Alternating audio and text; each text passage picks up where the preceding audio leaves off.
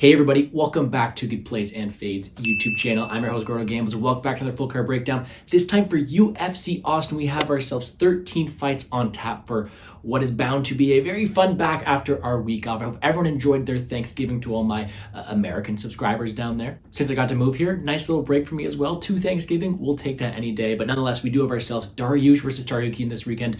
A absolutely loaded fight card over there in Austin, and one that I'm excited to break down. As always, we'll be covering everything from a DraftKings and a betting perspective. Timestamp down below. If you want any more content, please check me out on Twitter at GamblesGordo or my premium content at DailyFanMMA. 3 final weeks of UFC in 2023, so we're going to try to nail these as much as we can. Wish everyone the best of luck in all your betting endeavors. Make sure to hit the like button down below, subscribe to the channel. Let's do this. We get the fight night started with the 7-4-1 Veronica Hardy versus the 6-0 Jamie Lynn Horth. Little Canadian action in the prelims and a very, very closely lined fight. One I think could be pretty entertaining. But one where we do kind of have a case of this recency bias. Veronica Hardy, previously Veronica Macedo, was someone who came in massive underdog last time to Juliana Miller and exceeded expectations. She looked very well against someone who we thought was better than she actually was, and she was able to go out there and get that win. But a lot of people forget that not only was she a massive underdog, but 1-4 in the UFC prior to that, someone who does have these flaws. And yes, she took that time off. She is improving. There is no discrediting that. But by the time of filming, she's plus 110 here, and someone Jamie Lynn Horth, who I think has more of the advantages.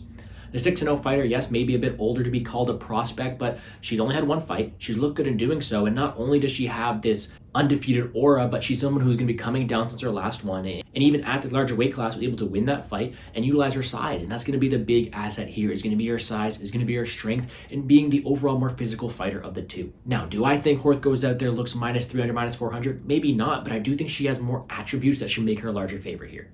Size and reach, more powerful shots on the feet, good takedown defense, better physicality, and more finishing and potential in my opinion. Horth is not only someone who is durable and has good cardio, but she has the ability to go out there and push a solid pace, and although her volume may not be the most dominant, she looks good optically with her powerful shots. She has a good ability to mix it up where the fight goes, and has the strength to really dictate where a lot of these exchanges are going to be taking place. Hardy absorbs 4.38 strikes landed per minute. That, coupled with her 45% striking defense, means that you're going to have an opportunity for Jamie Lynn Horth, who landed over 5 strikes per minute in her previous bout, to go out there, land on you at will, land the more impactful shots, have the physicality to keep this up on the feet. I do think it's a matchup where I do favor the Canadian here, and yeah, a little bit of bias between me being Canadian as well, but this is a spot where I do think she should be a larger favorite. Minus 125, minus 130. I see it more minus 175, minus 180. I might take a shot on that if the line continues to move this way, because I have seen a lot of love for Veronica Hardy. I just think Horth has more advantages. DraftKings-wise, how does this fight play out? Well, first of all, I'm not really sold on Hardy on DraftKings, right? I don't think she has much finish equity on the spot. I don't see her finishing Horth, and I don't think she has the physicality to go out there and dominate her in the wrestling. So for me, Hardy at 7.7 isn't really in the picture. The question is, do I want to play Horth at 8.5? And on a card like this, I'm leaning towards no, but I do think that she has the ability to go out there and be a sneaky GPP option. Not my first option, maybe a secondary contrarian play, but we've seen Hardy finish multiple ways. We've seen that power, the strength, the finish ability that Horth does have. And I do think that she's going to go relatively unowned considering how much people like Hardy this week and how the line is coming in closer. So for me on DraftKings, not the most popular fight. I prefer the money line side of Horth, but if you're looking for a contrarian play, if you're looking to be different at low ownership, Horth might be a decent way to do that. As always, I'll recap my DraftKings plays at the end, but this is one where I do think the Canadians should get it done. I think the line should be a bit wider. Give me a Jamie Lynn Horth. We continue with the 18-7 Wellington Turman versus the 22-9 Jared Gooden. The Night Train is back here to take on someone in Turman and coming in as a decent-sized underdog to do so. Now, let me just first of all say that there are a lot of matchups in this card, including the next two for sure, that are low-level fighters. This one, too, I think, are between two fighters who aren't really that trustworthy, but one of them's got to win. I got to give you a pick from behind this table here. And straight off the bat, I do think I'm going to side with Wellington Turman. Now, is that going to be with much conviction? Probably not, because I think both these guys have their flaws, right? Wellington Turman's a guy who has evolved his striking a bit, but doesn't have the best technique. His chin is still questionable. Although his grappling is pretty high level, his wrestling physicality hasn't always been there, and he is someone who can be not only be out-volumed on the feet, but can be taken down and held down, considering how content he is to be from bottom position. On the positive side, though, he is someone with very good BJJ. He is improving that striking, working with Pereira and Glover, and it looked a lot better his last time out for sure. Gooden is someone who has had a bit of a rockier road in the UFC, but there's no doubt the guy has power. He is more of I want to say a one-shot guy. He doesn't have the most volume. He doesn't really mix in too many takedowns here. Although he has a good ability to be defensively sound, that ground game isn't his best aspect. He was taken down and controlled by Carlson Harris. He was out-volumed by someone in Joe Bay. There are these flaws in his game as well that make it so he is also 1-4 in the UFC. Now, with that being said, he is someone you can't look past because his power is there. Knocked out Stolze in a minute back in 2021, but he is someone who has holes in his game. On the feet, I think this is a very competitive matchup. It's the green improving striking of Turman with a questionable chin versus the power and selectivity of someone like Gooden who will look to push a pace there. But I think when it comes down to having the overall well-rounded skill set, I think Turman kind of takes the cake. Again, relatively hard to trust considering his history, but someone who is going to have the advantage on the ground, someone who has worked on his striking, I do think has the volume to put up with Gooden, and has shown a decent ability to keep a good pace for 15 minutes. So because Turman has more paths to victory, he is going to be the side here, although I do think this line might be a bit wide considering how Gooden does have power. Turman's striking defense isn't necessarily all there. He can be hit. And we don't always know if Turman's going to be engaging in these grappling affairs early on. He is content to sometimes strike in the feet, which probably wouldn't be the best decision here. End of the day, lower level affair though, not one I want too much of a financial investment in. The pick is Turman. DraftKings wise though, it is a bit interesting because Turman is all the way up there at 9K. He has historically not been the best DraftKings scorer, never scoring above 81 points. In his 3 wins, he scored 74, 73, and 81. Not the best looks, and I do think that at 9K, he's not someone I want to go to all too much, considering we do have some pretty high scores this week on DraftKings. Flip side of things, I do think that GBP ability lies with Gooden, right? 1 win in the UFC, scores 111, and that path to victory seems to be rooted in a knockout shot over someone like Turman here. I do think Gooden's a good GBP play at 7.2, but again, not my favorite option. I do like a decent amount of underdogs this week, so I'm not forcing them to my lineups, but if you're playing those large tournaments, you want that GBP upside, I do think Gooden has some. And then we keep it going with the 11-2 Rodolfo Bellato versus the 20-4 Potieria. You guys might recognize Bellato, right? I do my Dana White Contender Series with Liam every week, and this season is going, and he is someone we've talked about a couple times in the past couple of years now, right? 11-2, 2 appearances on Dana White Contender Series. He's someone who I haven't always rated the highest, but luckily for him, he's going against someone in Potieria who I have rated even lower. I have forever been on the side that Potieria isn't as good as he seems, and although he's got a 20-4 record, I think this guy's got fraudulent vibes, and luckily for me, I've bet on his fights 3 times, and I've won all 3 times. I've been very fortunate with this guy because when he's fought fighters who aren't washed and 44 years old or whatever Rua was, he's lost, right? Knocked out by Mariani, knocked out by Alberg. I don't think Potieria is the same guy he was in the regional scene, facing this high level of competition, and without maybe his doctor. I mean, he hasn't seemed to have that same explosiveness. He hasn't seemed to have that same cardio. Maybe USADA is getting to him, who knows? All those jokes aside though, Potieria is someone who is a primary boxer, right? Good power, decent technique, good ground and pound if he's on top position as well, but he lacks a lot of these abilities. He's not going to be the one taking anybody down here. He's not someone with really good cardio, and he is someone who could be hit very, very often. So if you are able to overwhelm him, take him down, or even land a shot on someone who has susceptible defense like him, there are many, many ways to beat Potieria as long as you are wary of that powerful shot coming your way. Bellato, again, I wasn't always high on him because his defense isn't necessarily there. Chin too high, that's why Petrino caught him twice. Again, 2 losses, both of them coming to Petrino, right? Well, we'll put that past him. Defensively, questionable, right? Chin up in the air, but offensively, he's got everything. Good pressure, good cardio, good ground game, good power to his feet as well, and he overwhelmed his opponent in the Contender Series. He wanted that win. He went out there, he got it, and I think if he pushes this pace here, he can win this fight any day. And we got a case where I think that Bellato is not really worthy to be this large of a favorite against anybody, largest favorite on the card, but he's got a good style, and I get it. I don't want to be laying this chalk on someone like Bellato who can be hit, can be knocked out, and really that's Potieria's one path to victory, but every other aspect, Bellato clears. More volume, better ground game, better pressure, better size, and I do think Bellato is the much better fighter. He is going to pick to win here, although I will caution everyone, be careful parlaying him because Potieria's path to victory is that power, and I do not like how Bellato holds his chin up high. The under is going to be something I'm looking to play. Minus 180 for the under 1.5. We'll see where the line settles. Maybe a fight doesn't start round 3. Who knows? Make sure to check me out on Twitter later this week to find that out. But pick is Bellato. DraftKings wise, highest player on the slate, and if you're able to afford him, I allow him. 9.6, I do think he goes out there, and his style of pressuring early, looking to break people, potentially mixing the grappling, could score very well. I think his score in the Contender Series would be through the roof, and he was able to replicate that there, could score very well. But if you are looking for a GPP winner, similar to that Gooden type of thing, Potieria is your guy, right? He's got 1 win in the UFC, scored 110. And I do think in this case, he is going to be someone who loses a lot of the time, but his win condition is 115, 120 points, first round knockout. I really think that's kind of what he's limited to here. I don't think he wins too often, but when he does, it's going to score very well. Very good GBP punt play. Something I'll have a little bit of ownership on because of that upside, but at the end of the day, I'm picking Bellato. I do think he gets it done. We keep it going with the 14-5 Steve Garcia versus the 20-6 Melk Costa. I'm not trying to pronounce that. I butchered it last time out, so we're just going to call him Melk here.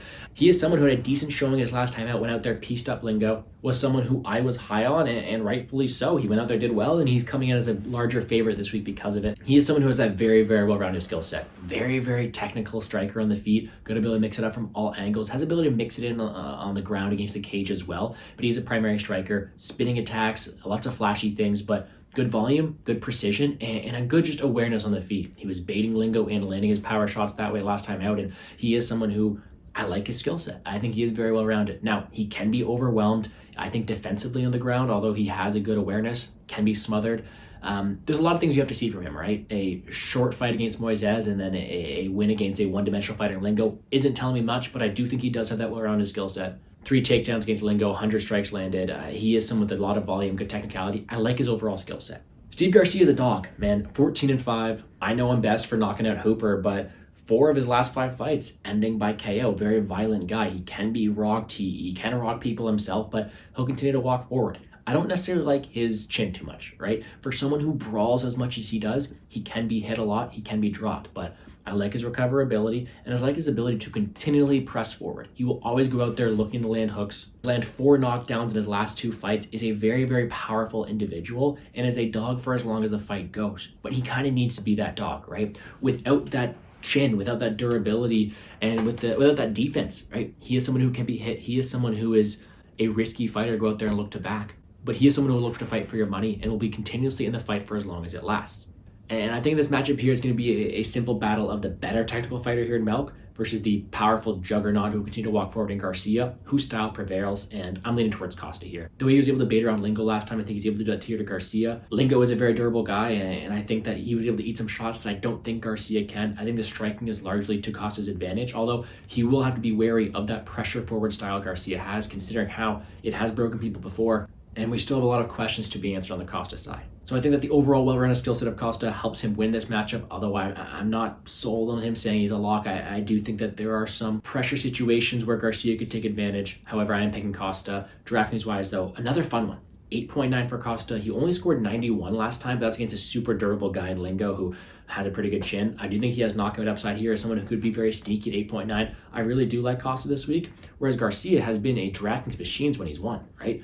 93, 132, and 116 in his 3 wins. Those are very good scores, and considering I don't think he wins optics and minutes too well against Costa, his win condition could be a knockout here, and I don't think it's too out of the picture. So another fight I want to target on DraftKings, Garcia, a decent underdog. I might like others more than him this week, but GBP upside is definitely there. I don't mind this fight, but give me Melk Costa. Next up, the 13-3 Joe Solecki versus the 13-12-1 Drakkar Klose. And like this guy's name, this fight is very, very close. We do have ourselves a very closely lined fight, and one where I'm going to slide with the Drakkar here, kind of getting out of the way early. I just think we have 2 fighters who are a bit mid, respectfully. I don't think they're going to be challenging for titles anytime soon. I think they do have strengths, and I do think they are good fighters. I don't think they're top 10 fighters, and they have their flaws. Joe Solecki is a very, very good grappler. Very strong, decent wrestling as well. Decent technical striking, but doesn't have a lot of volume on the feet. Doesn't have the best durability. Doesn't have the best cardio, and he is someone who I don't think wins minutes on the feet too often, right? Drakkar Klose is someone who we've seen knocked out. We've seen make mental mistakes in the cage, who has taken a bit of time off and is the older fighter here, which is kind of concerning. But he is pretty well-rounded. Very good wrestling background, is someone who has that physicality in his own right. But on the feet, I think I just like his volume better. I like his ability to push the pace, be the better striker of the 2 in this matchup, and have the takedown defense and physicality to contend with someone like Solecki. Solecki has had these close fights where as soon as he's on the feet, he's being outstruck, he's losing minutes that way, but he's able to take down and hold down his opponents, and I just think he has someone in Klose who's just going to be harder to hold down. Now, in hindsight, Solecki could look like a favorite here if he's able to take down and hold down Klose every time. I just think that his single path to victory is a lower win probability than the line entails. I think Klose has more ways of getting it done. I think he has a better striking of the 2, better physicality, and could even land on top position. I also like Klose's cardio here, so that also goes his way. Give me Drakkar Klose in what is a very, very closely contested fight. Again, don't mean to do it with the puns, but pretty easy name to do so. I just think there are more advantages on Drakkar's side. DraftKings wise, this could be interesting, right? Klose has not been submitted in the UFC, so it's hard to really find that upside for Solecki, especially considering he doesn't really land any strikes. Has not landed over 38 strikes in his last 5 fights. I mean, he even landed 2 last time against Deaton, and in the fight that went to the second round, right? He doesn't have as much volume and activity as you want. He's content to go out there and win 68, 74-point decisions, which is not necessarily the best of the opportunities. Whereas Klose, on the other side of things, he scored 134 against Jenkins, 78 against Garcia, 98 against Giagos. He is someone who does push a higher pace, and I do think he has the ability to finish someone more. And I think out of the 2 options here, he is the preferred side for me on DraftKings. So give me Klose on DraftKings. I think he's just got the leg up in this one here, and I do think he has more ways of getting it done. I don't really want to say this about Klose, maybe the more trustworthy fighter. I just see more opportunities for Klose having the leg up. And although Solecki does have his path with the grappling and control time, I think that path to victory is limited to a lower percentage of the line and tails. And for that reason, give me Jakar here. Fun fight. And then with the highest level fight of the night, we have the 9-5 Cody Brundage versus the 6-0 Zachary Reese. Zach Reese has to be careful here. Cody Brundage is coming off of a devastating first round KO win. It's what it's going to go down as. It's a DQ win. Devastating. Watch the highlight reel. The power that Cody Brundage has is on. No, okay, I'm done with that. You know what, man? That last one is going to leave a sour taste in a lot of people's mouth, but I do think I'm ready to take a little bit of heat here. I don't think Cody Brundage is that bad. I think he has a great overall finishing ability. I think he has a ton of power. I think he's a good wrestling game. I think he has good finish ability, good heart, and I think he is someone who. Let's throw away that last fight for that last comment. But I do think he is someone who could go out there and win these fights. And I do think that being the more proven of these 2 guys here, that this line is very, very wide for someone as Zach Reese. Zach Reese, 6-0, but never been out of the first round, has fought very low level of competition, and is still relatively unproven. I do think this is a closer fight than the line entails. Now, I'm not saying that Cody Brundage is a world beater. I mean, he was knocked out by Oliz Jacek. He jumped guillotine against Figueirdo. He got dominated by Cedric Dumas. I mean, there are holes in Brundage's game. His IQ is not there. His cardio is not there. His durability is in question. Never something you want to back too often. But we know what we have from the guy. We know that he has first round upside. We know that he has a good wrestling base in that first round. We know that he does have a good guillotine if he's not jumping against black belts. I do think he is a first round threat in this matchup.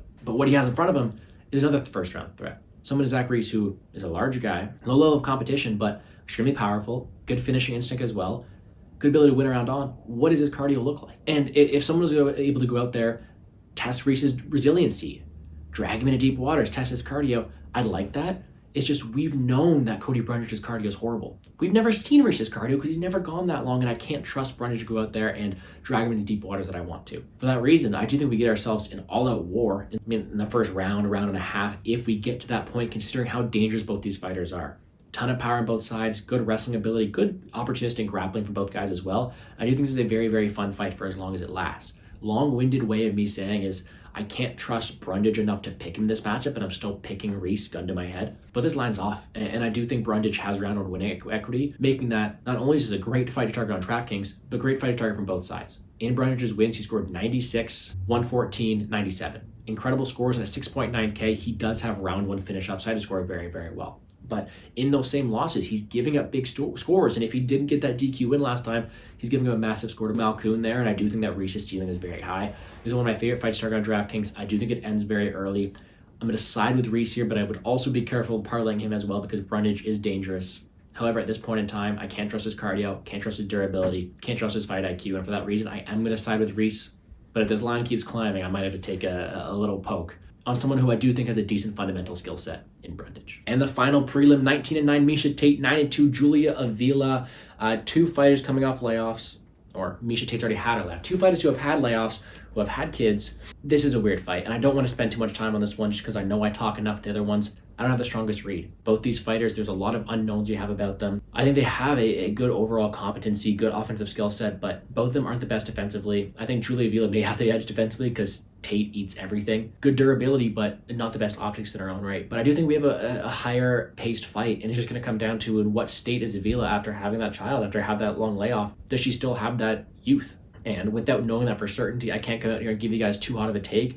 I think I just got to go with the underdog here in Tate, someone who I have a proven commodity, someone who has looked a bit slower recently, but I know is going to stay in the fight, push forward, and look to win this fight as long as she's in there. And I can just go out here and pick her more often. Avila may be the more skilled fighter, but without knowing what she looks like after these years off, I can't trust her, especially not at chalk. So give me the dog here in Tate. No financial investment on it from the betting market, though. Not the prettiest fight in terms of wanting to spend your money too often, so not going to go there. But DraftKings-wise, it's interesting, right? Because Miesha Tate hasn't historically been the best DraftKings fighter, but we haven't seen her face someone who just came out giving birth, right? Miesha Tate has been facing good level competition. Laura Murphy, Ketlin Vieira, these are not pushovers. And although I'm not saying Avila is, considering there are some unknowns, Miesha Tate is another one of these high-level GPP plays. I do think her durability makes her so she has a good floor as well. I mean, put up 63 in a loss to Vieira, 45 to Murphy. I do think that her floor is definitely there. And if you're looking to play cash, I think Tate's a way to go because I do think she has a better chance to win, but not touching the Avila side. 8.7 there. I'd much rather have the people around her.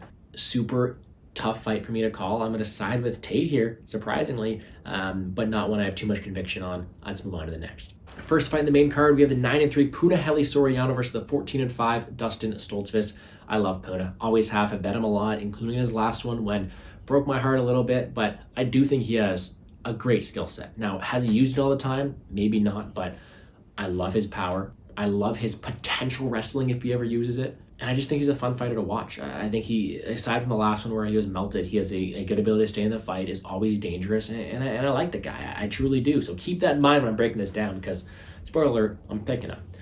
Flip side of things, Dustin Stolzfus, 14-5, hasn't necessarily had the best run in the UFC. Got his win off of beating Joe Pyfer. Broke his arm. I wouldn't put too much into that either. But has had a weird run, right? I rate all of his opponents very well. So I will give him credit for facing good level of competition, right? I don't think Douglas is that bad. That was a close fight. I don't think Vieira is that bad either. Sub round 3. Mearshart, sub round 3 is automatic. And then knocked out in 10 seconds by Magomedov, who is dangerous early on. I think Stolzfus is a good overall fighter. I don't think he's great anywhere. I think he's got these mid abilities to contend in these fights. His durability was good, but if it's gone, if he's able to be knocked out the same way Magomedov knocked him out, you're in danger against Punahele Soriano, and that's just the truth here. And for that reason, gun to my head, I think that Soriano has more paths, right? Whether it be landing the more impactful shots, having more finish upside on the feet, as well as having the potential grappling. I do think Soriano comes in here improved after that loss, and I do think he takes it out on Stolzfus, winning this fight. Gun to my head. But as much as I love Punahele Soriano, and I want to back him, this line's a bit absurd. I mean, we just saw Soriano melted. We just saw him broken over the stretch, and Stolzfus has the ability to go out there and contend for 15 minutes, land some good strikes, put on a pace against Soriano, and aside from Magomedov loss, has been very historically durable. So in that third round, if Soriano can't get him out of there, I think Stolzfus may be fresher, and I do think it's a very, very dangerous case. And for the third time today, I will warn you, I wouldn't really parlay Punahele Soriano at these odds, just considering that there are holes in his game as much as I love him, and Stolzfus I don't think is a pushover here. He's been an underdog in every single one of his UFC bouts, but he always stays in them. I don't mind the guy, and I do think it's going to be a very, very fun competitive fight. But at the end of the day, I'm here to give you picks. Gun to my head, I would pick Soriano. I do think he has more paths, and I do think that we could see improvements for him, whereas I do think we've seen the final product from Stolzfus. I think Soriano has more finish upside as well, and I'm hoping he does get it done by finish, and for that reason, could be a good DraftKings play. 9.4K, a bit more expensive than I like him to, but we know he has that killer knockout shot. 123 against Adorovich, 127 against Piota. Those are very, very good scores, and I do think that his GBP upside is definitely there. However, do I like him more than Bellato? Do I like him more than Reese? Do I like him more than Tsarukyan? That's the thing, is because we haven't really seen proven grappling upside from him, and aside from that one fight against Magomedov, we haven't really seen Stolzfus hurt too often. So I might like the other ones better for him. He might be a lower tier option for me, but he is still someone I like a lot of the time. Should be a very fun fight. Pick me Soriano, but cautious with him at this point of his career. Would love to see the improvements he makes. Would love to see some takedowns mixed in here. Only one way to find out, and that's to watch Saturday. Until then, going to pick him and probably stay away from this fight. We keep it going with the UFC veteran, 38-23 Clay Guida versus the 12-4 Joaquim Silva. Neto BJJ goes from fighting Arman Tsarukyan to Clay Guida. Big difference, but he is someone with a ton of power. Decent jiu-jitsu, but is looking to stand on the feet, land that one killer shot to put your lights out, and has power. I mean, he rocked Tsarukyan, he scared the world and all everyone's parlays, but he is very dangerous. I mean he knocked out Ronson round 2, knocked out Gordon in 2018. A lot of these wins are by knockout, and he is very, very powerful, but as he's getting up there, we've seen him knocked out. We've seen him finish in his last 3 losses. His chin is also questionable. But what we have from the guy is a guy who is very, very powerful, always a threat to finish the fight, in a decent jiu-jitsu game. And unfortunately, what I think was happening here is he exceeded expectation against Tsarukyan, and is now a large favorite against someone who's a veteran in the game here in Clay Guida. And I'm a bit confused by this line. Clay Guida, UFC veteran, fun guy to watch, will be in the Hall of Fame sometime. 38 fights in the promotion, and he's just a very heavy forward wrestler. I mean, he's landed 99 takedowns in the UFC. One more, and he lands 100 takedowns in the UFC.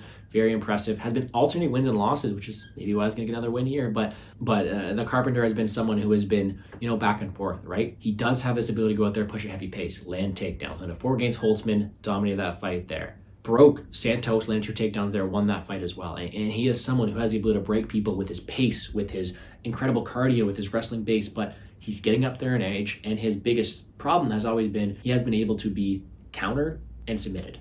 Usually the first part's okay, right? Because he's young, he can keep pushing forward, look at people putting their back and break them. But jiu-jitsu's always been a concern. Yes, his name is Nino BJJ and Silva, but not necessarily something he's going to be as worried about here. The question for me is just, can Clay Guida, at his age, survive the power of Silva? And for the reason of the youth and the threat that Silva has to finish this fight, I understand why he's a favorite. Not to this extent, though. And I do think that Guida's going to have the ability to win more minutes. I think he's going to have the ability to land takedowns, look to take away that power from Silva, look to overwhelm him, and has this style to break him and score well in the process. And I do think that, although he's older, if this fight was like 2-3 years ago, maybe even 4 years ago, Guida would be a favorite here. And for that reason, I think I'm going to pick Guida one last time in the UFC. I think it was out there. I think he completely surpasses the 100 takedown mark and looks to drain Silva as the fight goes on, take away his power, win minutes from that regard as well, just look to overwhelm him. And although it's always going to be dangerous with the power Silva has, I think Guida has more minute winning ability, and I'm going to pick him in this fight here. DraftKings wise, one of my favorite targets, 7.1K. When he's won fights, scored 92, 97, 80. Not the highest scores, but with takedown upside and only sitting at 7.1K, very, very high ceiling. Flip side of things, I don't mind Silva either. He's someone who I think needs a knockout to win this fight. Doesn't have the best decision upside, so is someone who I think needs a finish. 99 against Ronson, 94 against Gordon, 127 against Holberg. He has power. He's facing an older fighter. I think the winner of this fight scores very, very well. Sneaky fight at target. I'm going to pick the underdog here in Guida. I think this line is wide. I think he has the ability to break Silva. Let's hope he can get it done one last time. Keep it rolling with the 18-8 Kelvin Gastelum, 15-1 Sean Brady. Tough fight for me to call. Flip a coin, truly. Gastelum, veteran of the game, is someone who is proven, but I still rate Brady high. I picked him against Bellato, and I messed up that way, but I think he's a very, very good overall skill set. Very strong, very physical, amazing ground game, good physicality, as well as some decent striking. However, he can be overwhelmed. His cardio is definitely not there, and we have just saw his resiliency tested, and it wasn't necessarily where it had to be, being knocked out on the feet by Bilal Muhammad. For that reason, I think it's pretty close, because when it comes down to striking, it's going to be Gastelum. Again, coming down to weight, the power of Brady is definitely there, but Gastelum has an amazing chin, is going to have more volume, more technicality here, and I do think he pushes forward. Now, what's the win condition for Brady? Using that physicality, taking him down, maybe submitting Gastelum, but being the more physically dominant guy. And I think that finishing potential-wise, if Brady's going to be able to win this fight, he probably needs to get rid of Gastelum early on. Do I think that's possible? Yes, but in doing so, if you allow Gastelum to survive, Gastelum's going to have the better cardio. I think he has good enough takedown defense to make Brady work.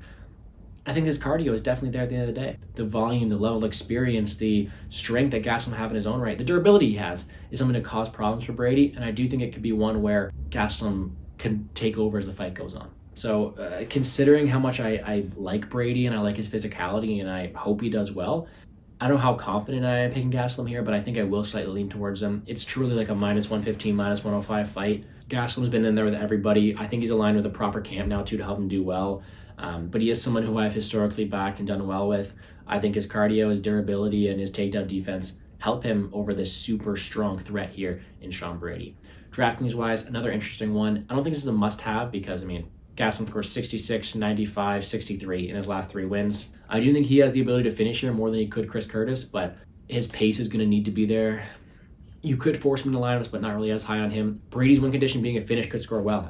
He scored above 98 in 4 of his 5 wins there, and I do think he is someone who could have a pretty high ceiling, especially if you're finishing someone like Gastelum early on. But to me, I think it's going to be a fight with 2 high-profile names, and for that reason, I don't necessarily want to force it into my lineups, considering there could be some ownership towards them. If anything, I'd pick Gastelum because I'm picking him to win, but I might stay away from this one, look to be a bit underowned, just considering there are better fights I want to target, and I do think this one attracts ownership.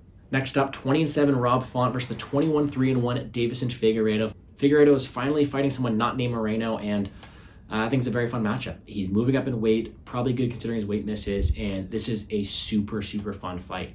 I watched Rob Font fight in Nashville. He was taken down controlled for 25 minutes. Don't think that'll happen here, but what we do have is a pretty interesting matchup. Now, to me, it's pretty simple though. Font, incredible jab, incredible striking, and he's going to have a huge height and reach discrepancy here. Have the ability to jab away Figueirdo from range, win optics that way. There is completely a world where Font goes out there and jabs his way to a 15-minute decision win. No debate about it. But if we're looking at paths to victory, I think that's kind of what he's limited to. You look at someone like Davison Figueirdo, yes, we've never seen him at this weight class, but even though he's undersized, his power is already there. His ground game is a bit underlooked here in this spot as well, and he has been a very, very strong guy as well. I think that although the path to victory there is Font, I don't think it's worthy enough to make him a favorite here. I don't think that him jabbing Figueirdo to a decision, although possible, should be north of 55-60%. I think Figueirdo has more pass. I think Figueirdo could knock him out in his own right. We've seen Rob Font dropped many times, and Figueirdo does have power. I think Figueirdo could work his way in because he does have very good cardio as well. I think he has a good ground game that goes untalked about. And I just think that Figueirdo could be landing the more damaging shots here as well. I'm going to take the shot on Figueirdo as another underdog here. Again, I completely understand the world where Font jabs away to a victory. To me, limited outcome. I don't like to bet on guys who are limited to one single outcome. I think Figueirdo has more ways to get it done. And for that reason, I am be picking him here. And he is someone looking to target on DraftKings. The line is getting closer on the betting market, but 7.4K on DraftKings for Figueirdo, someone who has scored very, very well in his wins. 110, 92, 130, 95. I mean, these scores are very, very well. And if I'm talking about his finish upside, if I'm talking about his grappling upside, his path to victory could score very, very well here. I love his volume. I love his output. I love his pretty good durability and cardio as well. I do think he has more paths getting it done, and I do like him on DraftKings 7.4K.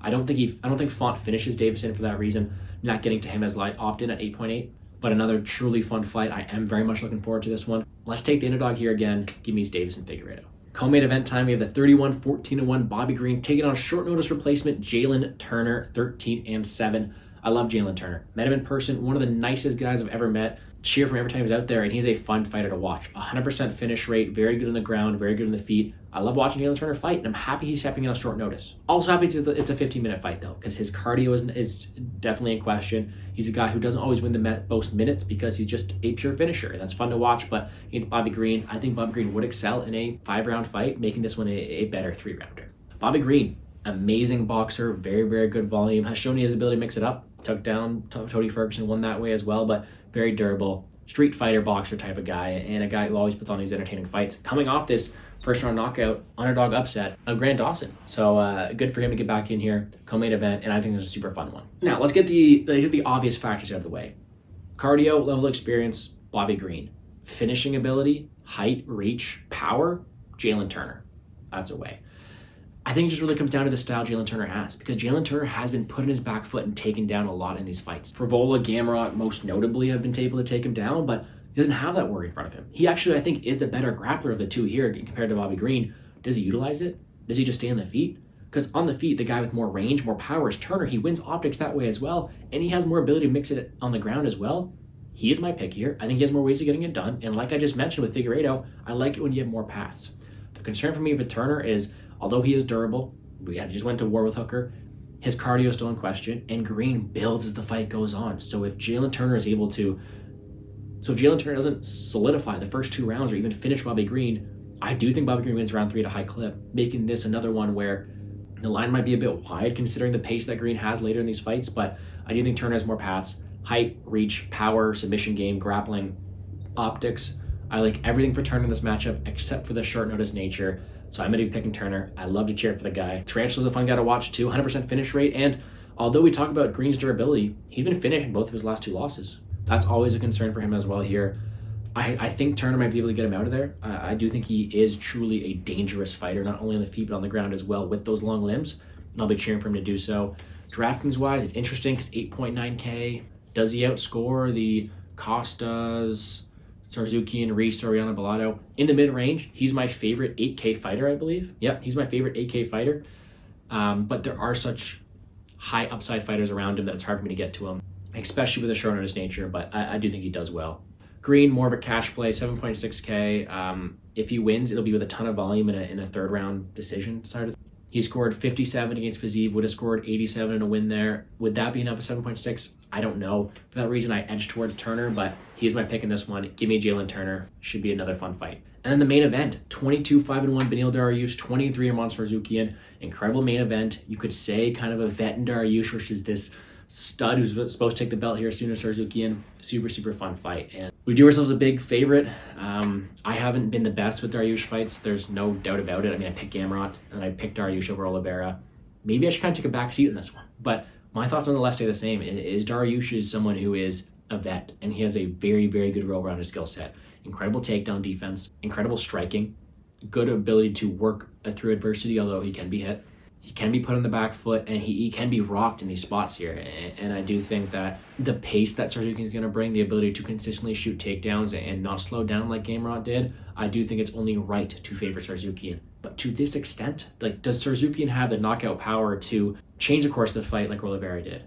Or is it going to be another one of these cases where Tsarukyan continues to shoot forward, but Dariush picks up on the feet? And I do think Arman is a better striker than Gamrot. I do think he's able to contend in the strike and potentially win with the amount of kicks he has that way. But there's no doubt about it that the boxing Dariush has, and the ability to make reads the fight goes on, and the ability to build is there. And I do think this fight is closer than the line entails. With that being said, though, with all my ifs, ands, or buts, my pick is going to be Arman Tsarukyan. I love his pace. I love his ability to mix it up on the feet as well. I love his youth. I love his strength. Although he was dropped by Silva, showed recoverability. I just love everything Tsarukyan brings. I think I've picked him in every single fight he's had so far.